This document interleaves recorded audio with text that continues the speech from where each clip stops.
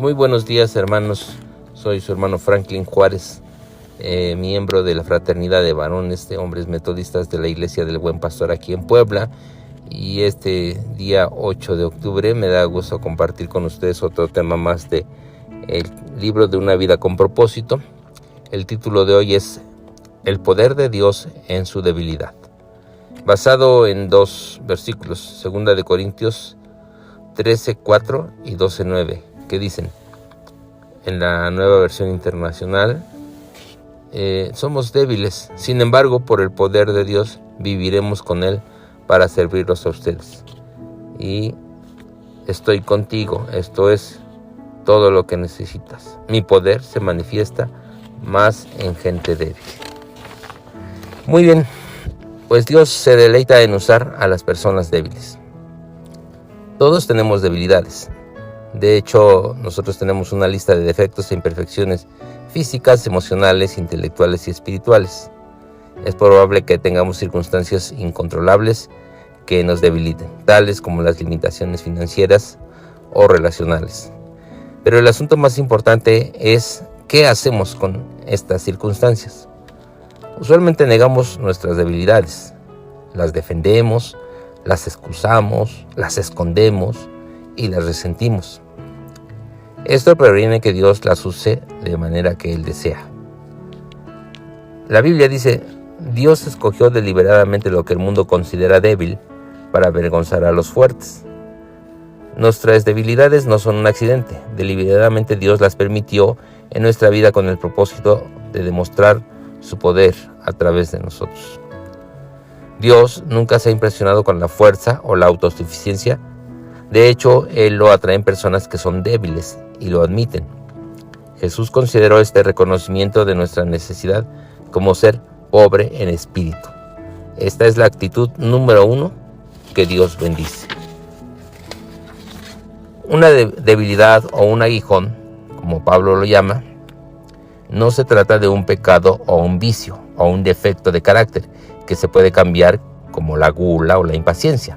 No, una debilidad es cualquier limitación que heredamos y que no tenemos poder para cambiarla. Puede ser una limitación física, como un impedimento, una enfermedad crónica, tener un bajo nivel de energía nato o una discapacidad. Puede ser una limitación emocional, tal como la cicatriz de un trauma, una memoria dolorosa, una idiosincrasia de personalidad o una disposición hereditaria. O puede ser una limitación intelectual o de talentos. No todos somos superinteligentes o talentosos. Cuando pensamos en la limitación de nuestra vida, quizá nos sentamos tentados a concluir: Dios nunca podrá usarme. Pero Dios jamás es limitado por nuestras limitaciones. De hecho, Él se deleita en poner en su gran poder su poder en vasos ordinarios. La Biblia dice: somos como vasos de barro en los que este tesoro ha sido puesto. El poder verdadero viene de Dios. Como vasos de barro somos frágiles, con defectos, y nos quebramos fácilmente. Pero Dios nos usará si se lo permitimos que trabaje por medio de nuestras debilidades. Para que esto ocurra, tenemos que seguir el modelo de Pablo, tomando en cuenta 4 puntos importantes. Se los voy a mencionar. Primero, el primer punto será admitir nuestras debilidades. El segundo punto será contentarnos con nuestras debilidades. El tercer punto será compartir francamente nuestras debilidades. Y por último, gloriarnos en nuestras debilidades. Veremos el primer punto: admitir nuestras debilidades. Aceptar nuestras imperfecciones y dejar de pretender que todo lo tenemos bajo control, y debemos ser francos con nosotros mismos. En el lugar de vivir una negación o de dar excusas, tomarnos el tiempo para identificar nuestras debilidades personales. Quizá quiera hacerse una lista de ellas. 2 grandes confesiones del Nuevo Testamento ilustran lo que necesitamos para vivir saludablemente. La primera fue la de Pedro, quien dijo a Jesús: tú eres el Cristo, el Hijo del Dios vivo. La segunda confesión fue la de Pablo, quien le dijo a una multitud que literalmente lo estaba adorando. Le dijo: solo somos seres humanos como ustedes. Si queremos que Dios nos use, tenemos que saber quién es Dios y tenemos que saber quiénes somos nosotros. Muchos cristianos, especialmente los líderes, se olvidan de la segunda verdad: quiénes somos nosotros realmente. Solo somos humanos. Si es necesario que pase por una crisis para admitir esto, Dios no vacilará en permitirla, porque Él lo ama. Probablemente, muchas ocasiones nos preguntamos por qué estamos pasando por estas circunstancias, y probablemente sea por eso, para reconocer que no somos más que humanos, somos polvo y miseria delante de Dios. Segundo punto, contentarnos con las debilidades. Pablo dijo: estoy alegre de gloriarme en mis debilidades para que el poder de Cristo trabaje por medio de mí. Como sé que es todo para bien de Cristo, estoy muy contento con mis debilidades. A primera vista esto no tiene sentido. Queremos ser libres de nuestras debilidades, no estar contento con ellos. Pero estar contento es una expresión de fe en la bondad de Dios. Lo que dice es: Dios, creo que me amas y creo que sabes qué es lo mejor para mí. Pablo nos da varias razones para estar contentos con nuestras debilidades natas. Primero, nos causa que dependamos en Dios. Refiriéndose a su propia debilidad, la cual Dios rehusó quitarle, Pablo dijo: estoy muy feliz acerca del aguijón, porque cuando soy débil, entonces soy fuerte. Mientras menos tenga, más dependo de Él. Cuando sea que se sienta débil, Dios le está recordando que dependa de Él. Nuestras debilidades también nos previenen de la arrogancia, nos mantienen humildes. Cuando Gedeón reclutó un ejército de 32,000 soldados para pelear contra los madianitas, Dios los redujo a 300, haciendo las probabilidades de victoria de 450 a 1. Cuando fueron a pelear contra 135,000 soldados enemigos, parecía que hubo un plan para el desastre, pero Dios lo hizo para que Israel supiera que fue el poder de Dios y no su propia fuerza lo que lo salvó. Nuestras debilidades también nos motivan a tener comunión con otros creyentes.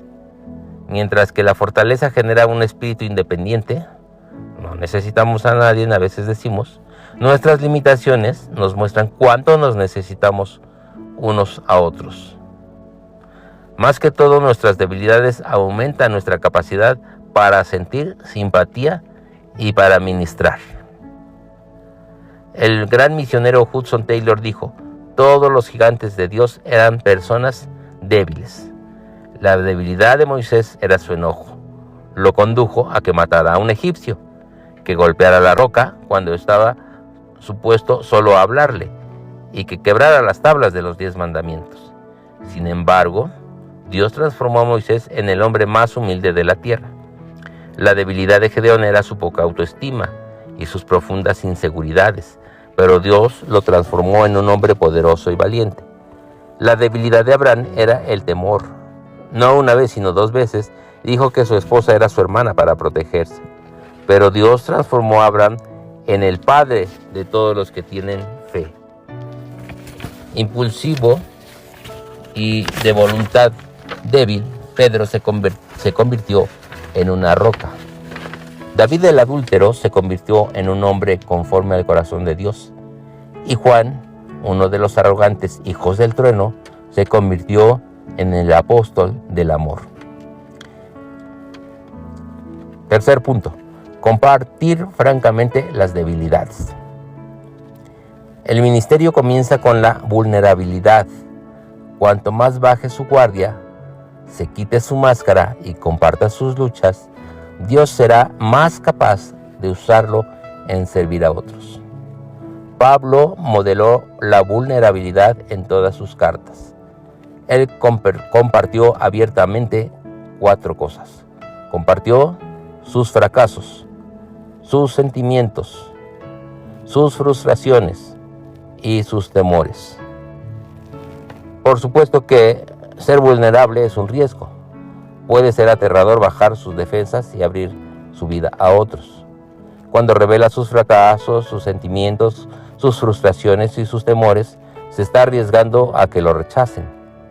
Pero los beneficios hacen que valga la pena arriesgarse. La vulnerabilidad es emocionalmente liberadora. Abrirse le quita el estrés, neutraliza sus temores y es el primer paso a la libertad. Ya hemos visto que Dios le da gracia al humilde. Pero muchos malinterpretan la humildad. La humildad no es menospreciarse a sí mismo o negar sus fortalezas. Es ser franco acerca de sus debilidades. Cuanto más franco sea, más recibirá la gracia de Dios. También la gracia de otros. La vulnerabilidad es una cualidad que atrae. Nos sentimos atraídos naturalmente a personas humildes. La pretensión repele, pero la autenticidad atrae.